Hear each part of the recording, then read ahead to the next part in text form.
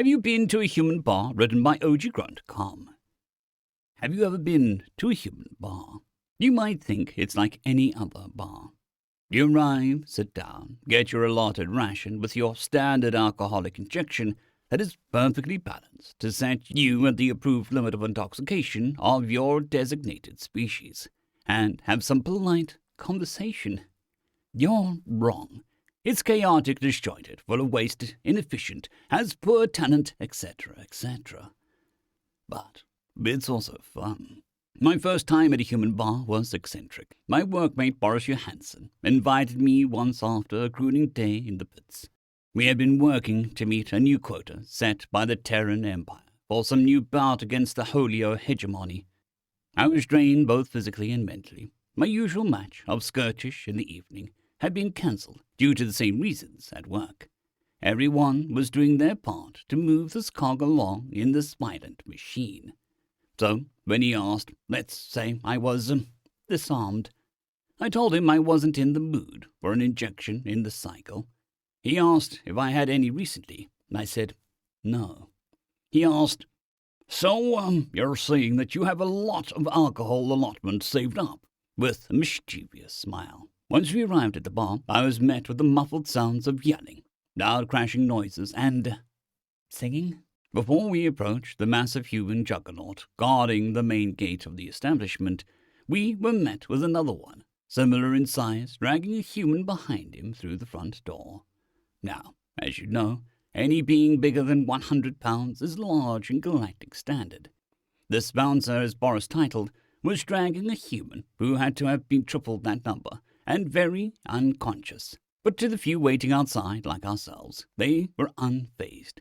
Some even took pictures with their datapads and laughed. This man was unconscious and could be in extreme danger, yet they all treated it as if it was some sort of gag. Now, at this stage of my story, you would think this is the moment I turned around, right? There had to have been some sort of terrible conflict that erupted inside to put this man down. Boris had to be bringing me into an environment of vicious hand-to-hand combat, an arena of alcohol and bloodied fists, but no. Boris checked in with his my ID, and we were allowed in. The place I entered wasn't a cage match, wasn't a conflict zone, and wasn't a twisted zone where the rich watched the poor dance for their amusement. It was a place of love. What that love is up to you. It can be the love of alcohol, love of companionship, love of possible mate, love of sports, etc. The human bar is a place of indulgence, but also a place of commonality. Any man or woman from different walks of the hierarchy that is the empire set for us was found here. Some were dancing, some were laughing, few were arguing, which was what was so funny. I've heard beautiful singing, terrible grunt noises. I heard the stories of deep sadness and stories of great triumphs. The air felt thick. It had a mixture of smells, but all were overrun by the smell of slight mildew. The bathrooms were disgusting, and the counters were sticky enough to peel some of your loose scales off. The warmth of the bodies changing the temperature of the environment drastically compared to the controlled air of the station.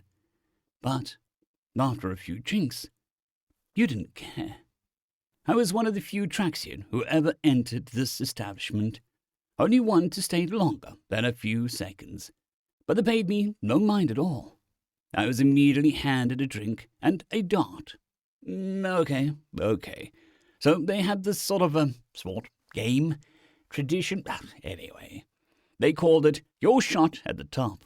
You are given a single hand-thrown missile-shaped feathery metallic weapon, and you throw it at whatever the current sitting emperor is at the time. Their emperor! It's treason! Yet they cheered when I struck him in the eye. In our culture, you'd be hanged for even speaking poorly of the royal families. Yet they were tossing these for seemingly years at the highest ruling class. And that's not even it. Some of their previous emperors took a shot at the top before. It's supposed good luck, and I gotta say, I think I can believe it. They had many competitions centered around drinking alcohol. I personally was privy to beer pong. They said I was quite natural. I believe it was a mixture of luck and my extra set of eyes granting me more advanced level of precision. None of it mattered after a few games, though. I was as accurate as the patrons that made the pool of waste beside the waste receptacle. I loved it, though. All of it. I forgot all the pain, the responsibilities, and the stresses of tomorrow.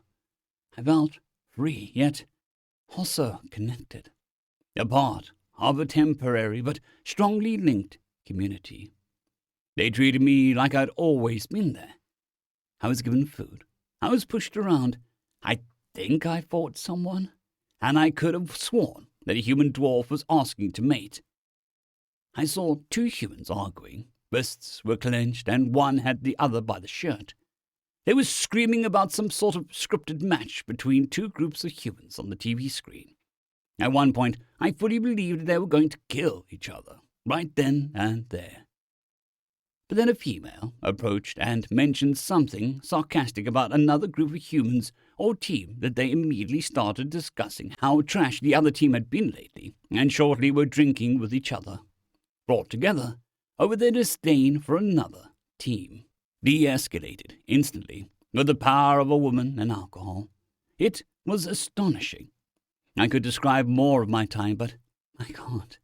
I got, how Boris explained it, absolutely fucking torched. There are some unsavory data streams on me in that damned bar. I still feel terrible from that night.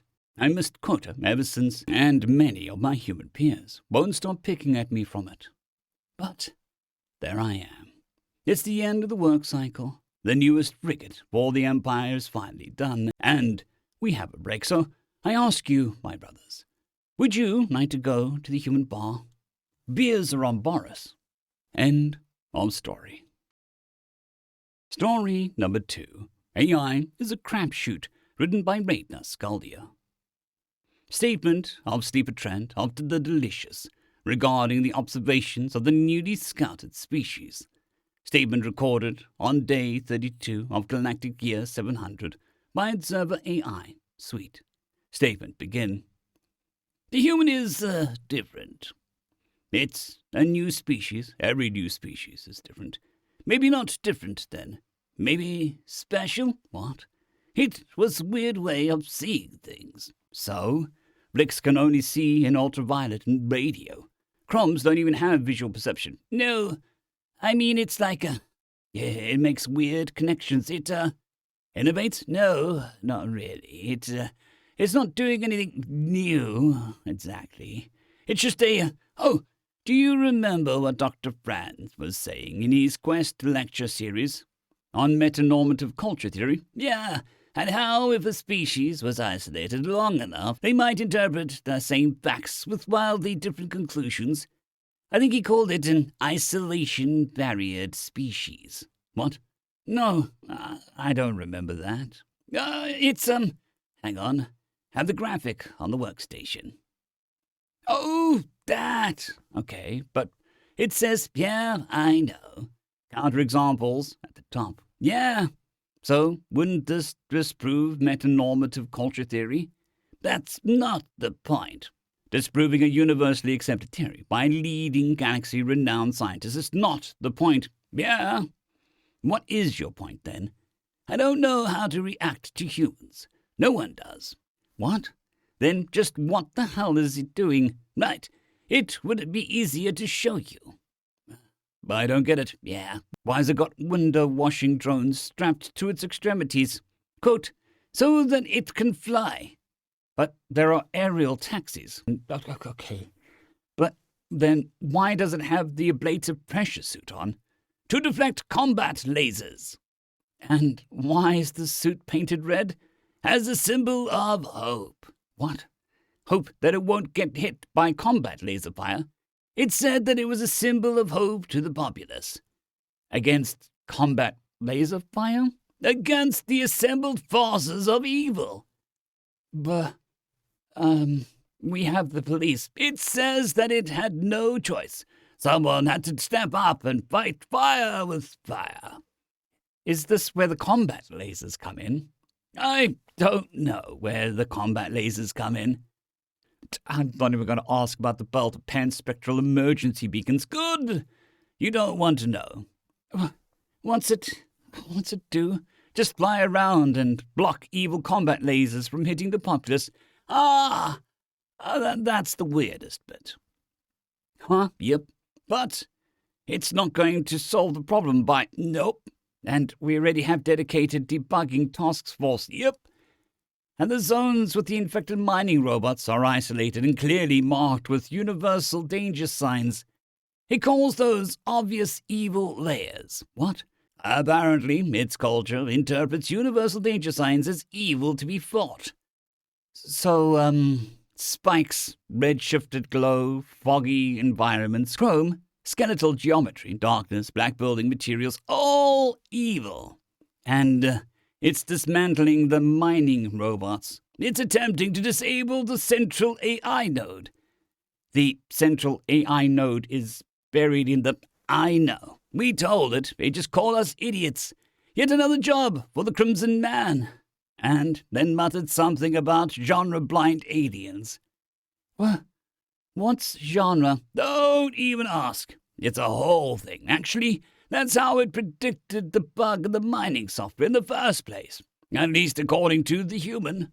Because we're genre-blind? No, because it's genre-savvy. Yeah, I know. Interesting. What data did it need? Virtually none. Then how did it know? When we asked it later, it just restated the facts. What did it say exactly? Hang on, I think it's somewhere in the committee's notes. Here it is. Let me get this straight. You dumb fucks have an entire lava planet devoted to drone mining. Gave the drones lasers and fucking crush-proof armor, and then decided to completely automate it. And you decided to use an experimental hive mind AI, which, by the way, was created with scans from a shark-wolf hybrid for mineral hunting instincts. Have you seen a horror movie? What the hell is a horror movie?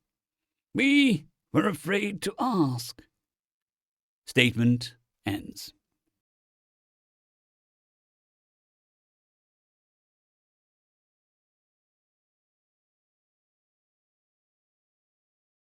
I'd greatly like to thank our Tier 5 channel members, Caspar Arnholtz, John Creighton, Manatharia, 050, Dragzoon WRE, and Elijah Silvercross. Thank you very much.